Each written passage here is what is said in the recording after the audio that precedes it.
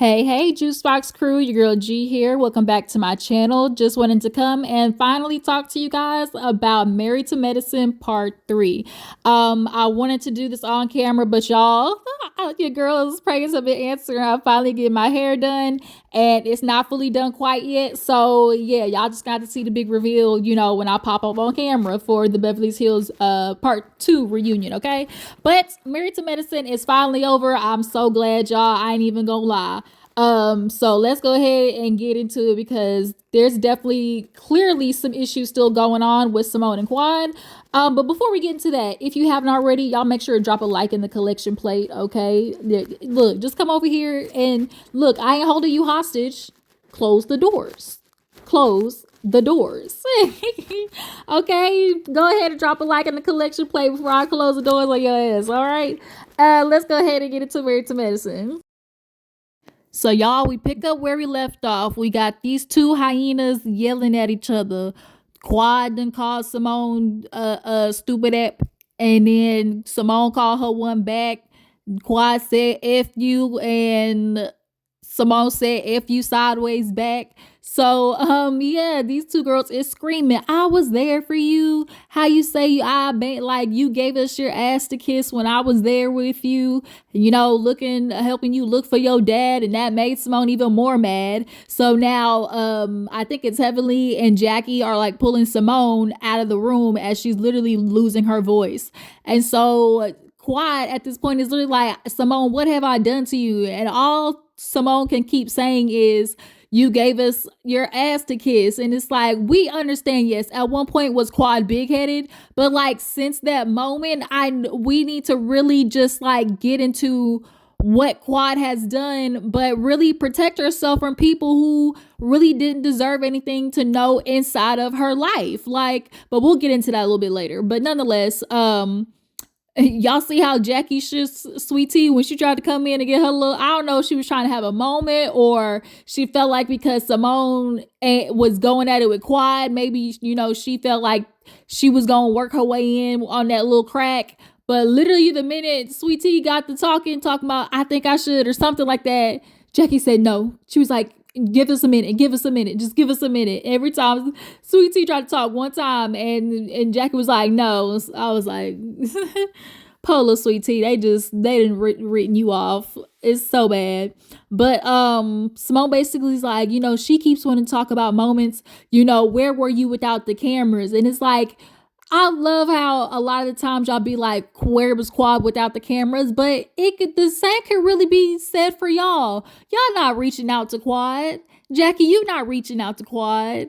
Toya, y'all definitely weren't reaching out. Like, the only person who should have a problem right now is Toya and Quad. Or like, who genuinely had a problem is Toya and Quad. So like, they wouldn't be reaching out to each other. So like, Simone, just because you reached out the one time because you heard something was going on in her family's life, doesn't mean that outside of that, you aren't doing the same thing that you're blaming her for.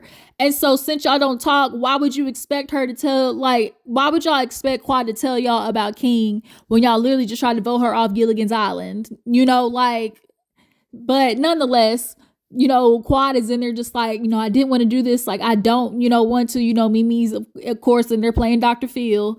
And Toya's like, well, at least she got it out. At least she, what she's really mad about this time. Lord Jesus. So as that's happening, the men are out there literally talking about Gregg and him telling Quad, basically you got a big mouth. And so all the men on this stage, and I think as most men would like, there are just certain unwritten rules, right? And one of the things is like, if you out with your husband, man, or whatever, and a man like blatantly disrespects you in a way in which, the language is, a little bit strong, and just like a very disrespectful undertone, it's everybody knows it's just kind of a thing like, yo man, okay, he's gonna step up. And that's something that they actually voted on later in the episode. So, nonetheless, everybody's understanding why this reaction happened between King and Gregg, because Gregg, you tried to cackle it off. All I said was she got a big fucking mouth. Like, you knew what you were doing. And so that's why the fan question was, Gregg, why did you say that? And basically he was like, oh, it's a little thing called inebriation. And so that's when Eugene was just kind of like, there definitely are things as man, that could be trigger something. And Damon, he basically agreed with King this whole situation, this whole time. They definitely keep playing that confessional back with Damon agreeing with King. They really trying to hurt old Gregg's feelings because they knew they was mad. But nonetheless, they get into the next clip, which is basically Gregg, talking sideways to Sweet Tea. And, everybody was just kind of like looking and seeing, like, in that moment, King called it out. He was like, don't you think like this is kind of showing a pattern? Like, it seems that you really, talk disrespectful to women this way. And King was on his ass this whole reunion about like, okay, homeboy, I see a pattern. There's clearly a pattern. I'm gonna call out this pattern, And of course, Gregg, his little, politician speaking ass, found a way to somehow work an apology, not apology later on. But then they get into the fact that they were like, oh, he said it was gonna be a fight to the death, and he was like, well, he's, twice as young and twice as tall. Like, shoot, maybe had Sweet Tea jumped in, we could have took him. And it's like, now you want to joke about it, but that certainly wasn't your reaction back then. But okay. So then what else happened after that? They ended up discussing how uncomfortable it was, basically, at this point in time, because they're basically like, how are y'all gonna be able to move forward? And Gregg is like, I don't know if I can move forward because, he clearly has a narrative painted in my head. And he was like, no, like, I can be rational, but in that, I was just gonna let you know in that moment, like, disrespect wasn't going to be tolerated, in my presence. And so that's when they get onto the situation of what happened with the fight and stuff like that. And it was basically, we'll just say a pissing contest, because that's basically what it was. Ever since they made it to the trip, and obviously Gregg is looking at King, in which he's taller, deeper voice, like just societally more, what people would say is handsome. Just not to mention just Quad moving on in general, because they both really were, you can definitely tell they had a petty relationship, because they were acting both one and the same. But nonetheless, in the regards to the fight, I definitely think that Gregg was, I guess, I don't know why he's sitting there trying to say that King bullied him, because in my opinion, that wasn't a bully situation.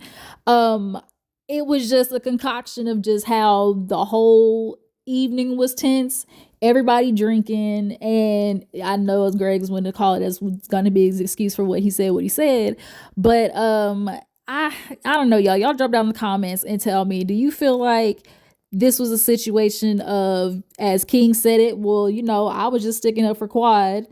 Or is this another thing of like Gregg feeling like he should also be as well, I guess, able to say that he could speak to Quad, which I agree with. I think Cecil was the one who later on said it on in the reunion, and basically about not being able to say whatever you want, and like not being able to retaliate, which I agree with that.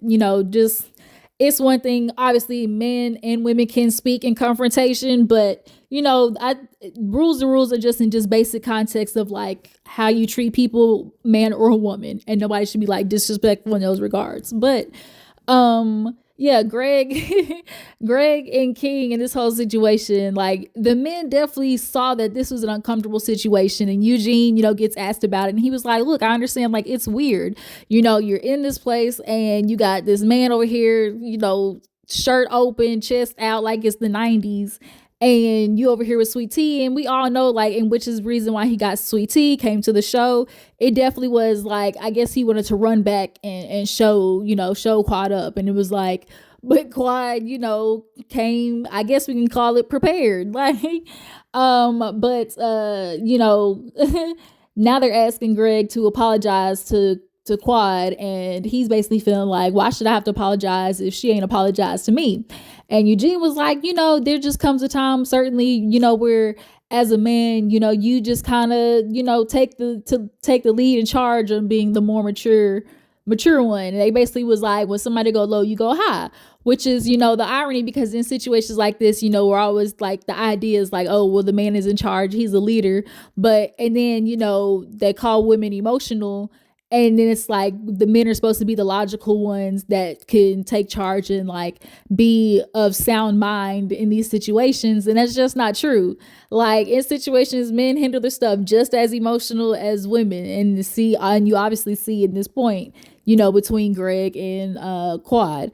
But yeah, he's definitely stuck on that. But like I said, later on the reunion, they sort of kind of worked one out of Gregg.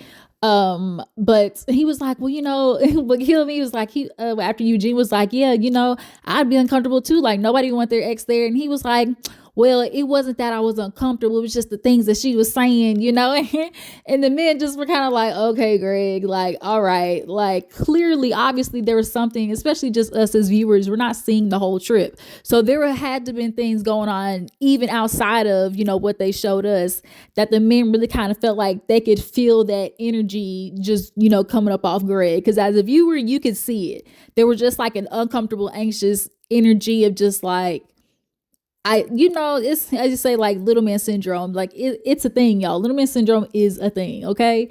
But now we get to the point where they are going to bring the ladies out after this.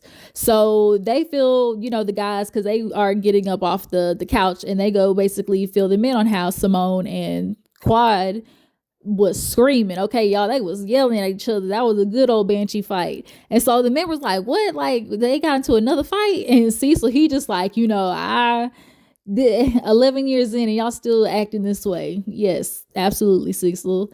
Ain't nothing changed. These women ain't changing. Like this is who they are. Yeah, after that, now they bring everybody back on the stage. And oh, before we move on, Gregg, you need to try to stop. You really need to stop trying to play in everybody's face. The situation where the restraining order and everything was filed, and you tried to file an assault case situation, sir. The king was like, I called up to the police station because I'm sure he probably heard the rumbling, so he probably called up there, to check, yo, is it a warrant out for me? Like, what's up? And they basically told him, like, man, we sent that nigga on. Like, you talking about there's such things as an attempted assault, and everybody's watching this interaction. And it's just like, I don't know how he's just realizing, like, he didn't play a part in that. Like, he's feeling like because he necessarily wasn't the aggressor, aka like because King is the one who pulled him to the side for the conversation. But sorry, y'all just got done eating a granola bar. But in the situation, just because he's feeling like, well, no, you're the one who pulled me for the conversation, it doesn't negate how this whole situation, you were doing the covert things that led up to this. So nonetheless, y'all, he really tried to play in everybody's face. I'm like, oh, I took it down, like I pulled it back, and it was like I took a stop filing, and he was like there was nothing to file. That's the whole point. So yeah, but yeah, so now we end up with everybody back on stage, and Andy talks to Quad and Simone about what happened in the back, and Quad is like, Simone, I don't know where we went wrong. Like, tell me what happened in the past 10 years that, led up to this. Girl, you talking about it's my karma. Like, yo, what's up? And Simone basically was like, once again, bringing the stuff of like, it's always what y'all did, what y'all did, what y'all did. And it's like, what did you do?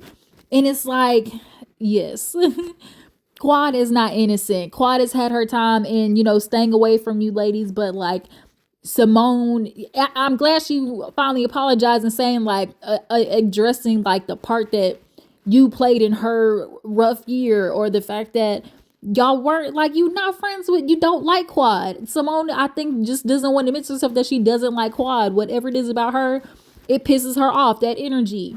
But I think she's trying to force it for the sake of the show, because let's get real, like this show is the only thing that really keeps these ladies together. So, they basically just kind of like, apologize. And, Quad says that, she needs to get over what happened with Simone bringing up, the situation with her niece, which a lot of people, I think, agreed, like, that definitely was foul play. And for the fact, too, Simone, you really do be, kind of backpedal empathy problem, because, like, you'll say things and then, like, admit that you did it on purpose. I.e., you said you hung out with Gregg on purpose and it was her karma. And it's like, and then in this situation, you admitted you brought the stuff up with her niece, you know, in an attempt to kind of hurt her and prove a point. And so it's like you do these things and then are confused as to why you get the reaction after. So it's just like maybe going forward, we'll see if they make it. But as of right now, they're calling truce in the moment. So after that, we always got, of course, we got to run the clip, of the trip and Mimi and Steve's first time here, and Quad being at the couples retreat with Gregg and Quad. And we all saw how it ended, obviously. So in this situation, they really gotta kind of think about like what it means to be in a situation with your ex, and on a trip like this. So they bring up the questions, obviously, that happened during, the vibe check game night. And so obviously that one of the cards was like, oh, what is it? What is the secret sauce to, doing it 15 times or something like that?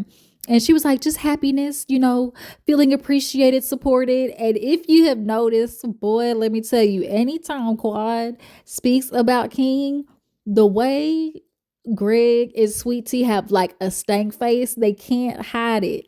Even Gregg, like sometimes, like it, and then you can see Letitia thinking to herself, she understands what this looks like, how bad it looks for her, and the uphill battle she's now facing in this situation of if this turns out the way, this girl and everybody else, says it's going to, she gonna be looking here stupid fighting for something that, girl, we told you. But some women gotta learn on their own. She knew what he was like when she jumped in there to give him what he want. Okay, I can give you what you want.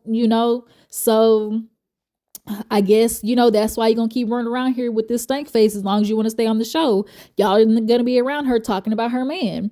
And that's which, Quad explained, because they were like, oh, did the booze make you like basically go in like that on the trip? And she was like, look, I'm just bigging up my man. I gotta speak about him, and that doesn't mean I'm downing Gregg. But we all know in this situation, it's immediately going to be a comparison to that because that was one, her last relationship, and two, this is the first time they're seeing each other with people like in a relationship. So, her talking about King, everybody is going to immediately equate that to she clearly wasn't getting that in the last relationship. But, as Gregg did, even to the point where Cecil, you went off the hook because last season when Gregg brought Sweet Tea, you were like, yeah, there's definitely a lighter feeling with Letitia, definitely feels, like he upgraded, that's what he said, right? So,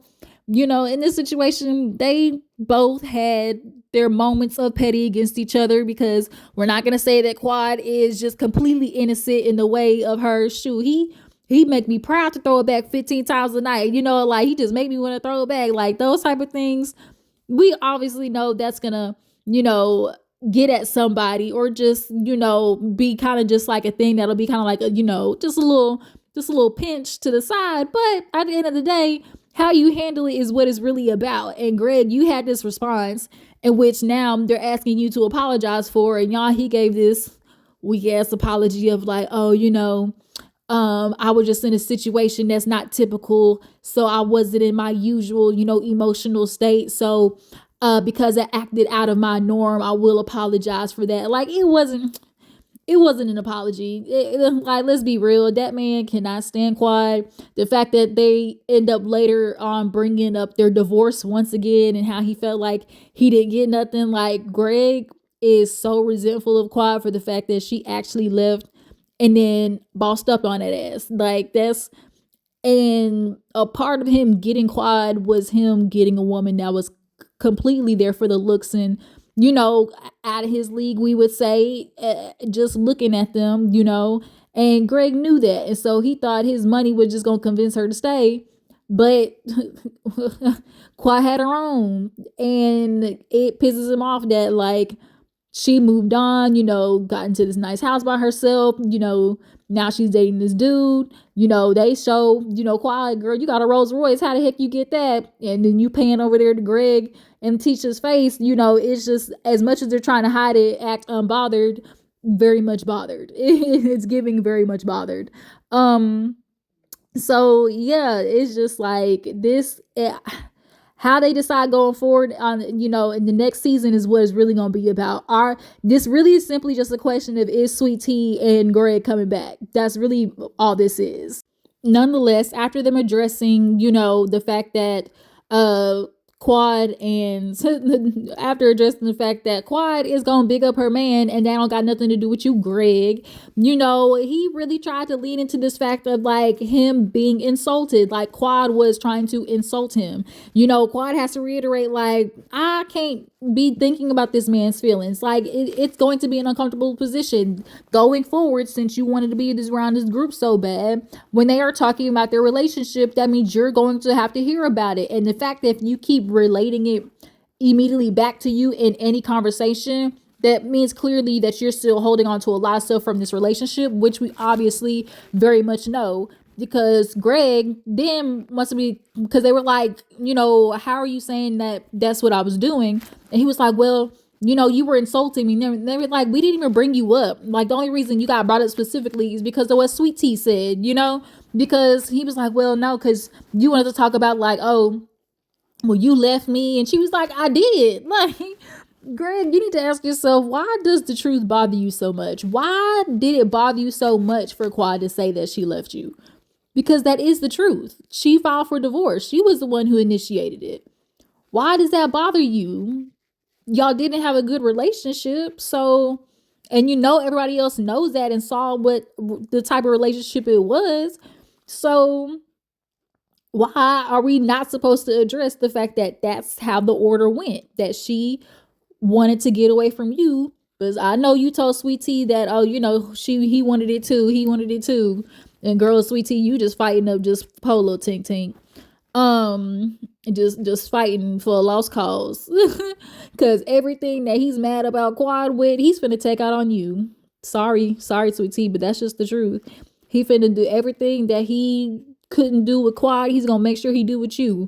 And so now, if you get pregnant, you ain't finna have no money. This man is now making you pay for her house, as y'all want to put it, for her house, when Quad was not paying damn bill. Now here you come. He's going to make sure you have something to pay so he don't feel like he gets played in this situation, because he's still even bringing up in the divorce like, oh, you walked away, you got to walk away with stuff. And she was like, no, I didn't. He like, I left with my own money. What are you talking about? And he was like, well, I could have got money from you. I could have came after your cash. So it's like, so did she walk away with stuff from you? Did you have to give her half? Like, or did she have her own money? Like, make it make sense, Gregg.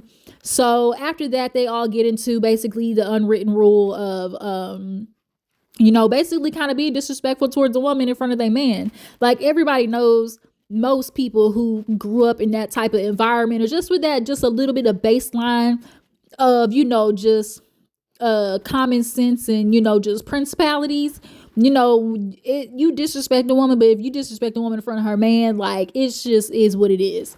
And so it was funny because Sweet Tea basically was like, well, it's just realized like it's different rules for people because everybody doesn't live that way. And Toya was like, no, girl, that's just you. Like, we over here, just because that's like that in your house, that's how we operate over here, and it's like Toya been on Sweet Tea ass with the little quick comebacks, because it's like how you operate in your home that we all know is dysfunctional AF is not how we operate in this group, period. So in this next segment, when they play that not the leaked footage, the hot mic footage of Gregg talking to Sweet Tea, in this moment, everybody's looking at them like, hey, Eugene tried to save him. He really did. And Heavenly was like, you can lie if you want to, Eugene, but my husband ain't never talked to me like that. Now, Heavenly, we might not have him being just outright manipulative and disrespectful, that he had a stern moment with you, okay? But in this situation, it wasn't what Gregg did. We'll just put it that way. What Gregg did was very much maniacal. It was snooty in the most disrespectful, ignorant, annoying, just maddening way. And everybody knows it. Like, everybody knows it. And, he called himself apologizing. He said he apologized to her in private, but now he want to apologize to her, in public. And, Sweet Tea basically was like, y'all gonna get the real with us. No couple is perfect. So, y'all just gonna see what's real. And King said, that's not normal though. Like, you need to work on this behavior. Like, that's not normal. All Sweet Tea could say was, well, it's our normal, King. Ain't nobody asking for your comment, basically. And it's like, you could tell Sweet Tea sees the points of view that everybody else is saying, which is why Toya very so politely said to her in a nudge way, when Contessa was like, oh, y'all have had, moments on TV. And she was like, yeah, we have. But we also were like, oh, snap. We need to go talk to somebody. And so Sweet Tea said that they talking to somebody, they taking counseling. I don't know if I believe that. Y'all drop down in the comments. Y'all believe they going to counseling or not? So the next part, y'all know what comes up. Set me free from the bush. Set me free. I want to be free because I'm nice and people lying on me.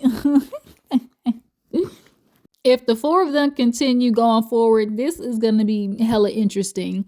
And that's something I forgot to mention too. They got asked, they asked Sweet Tea, does she think that they four could, be cordial, copacetic? And Sweet Tea knows she want to say yeah, because at the end of the day, she want to be around Quad and on the show. I think when it came on and Big Quad's friend, had Gregg not basically kind of made it our team versus their team. He immediately made it like, you gonna be either team me or team Quad. And obviously she gonna stand up for her man, cause she like a Heavenly where she just, ride or die, even though she looked delusional and crazy. But nonetheless, the four of them, of course, Quad was like, I don't know if that's even possible because I don't want to put King in such a contentious situation where emotions are so high. Why? Obviously, and then at that, with changing the fact that, or not changing the fact that, he tried to, really kind of low-key get them kicked off the show. When he did that whole restraining order thing, it was a whole trying to be a chess move. That's what that was. And so to be around somebody who's already, playing games like that and emotionally just not, wired to be okay in this situation, because he's still addressing his feelings very much so. Gregg is still in his feels heavy, okay? But yeah, so we get to the end of the episode. It basically was just a lot of questionnaire stuff. What did they ask? They talked about the shade, and of course how most of the shade come from Heavenly ass. Boy, they roasted Contessa's outfits. Boy, they was on Contessa's ass cakes about the clothes that she was wearing. Contessa, you getting there, girl. You getting there. She just dresses for how she feel, and it's like, y'all gonna like it or not, period. One thing I will say, Sweet Tea, this dress. Am I tripping? Or that dress had straps at the beginning of this season. Beginning of this episode. I know it did. This reunion. I don't know if they just cut the straps, because when she was sitting down, it was like her boobs were resting. Like, her boobs, they do not dress her well for her figure when it comes to her breastises areas. Because she is heavy chested, that's got to be worked in a very specific way. And I'm guessing they just cut the strap so it would stop literally just hanging on screen, because that's what was happening. Like, her boobs would be propped up and then the straps would just be gaping. So who knows? But Sweet Tea, try again. Yeah, I can't think of anything else. Of course, they all shade each other. Mimi said, do some people go too far? Yes, heavily. She said she already know that and they working on it, because heavily love to, definitely try to hit the jugular.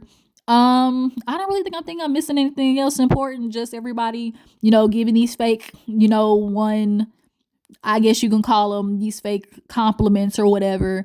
Heavenly said, Sweet Tea, she defended her man. She ride or die. She respected. Quad was like, girl, we are more alike than different. Sweet Tea says the same thing of like in another time. I'm sure if we met, we'd be okay. Girl, you want to be Quad friend. You want to be Quad friend. That's why you here, really.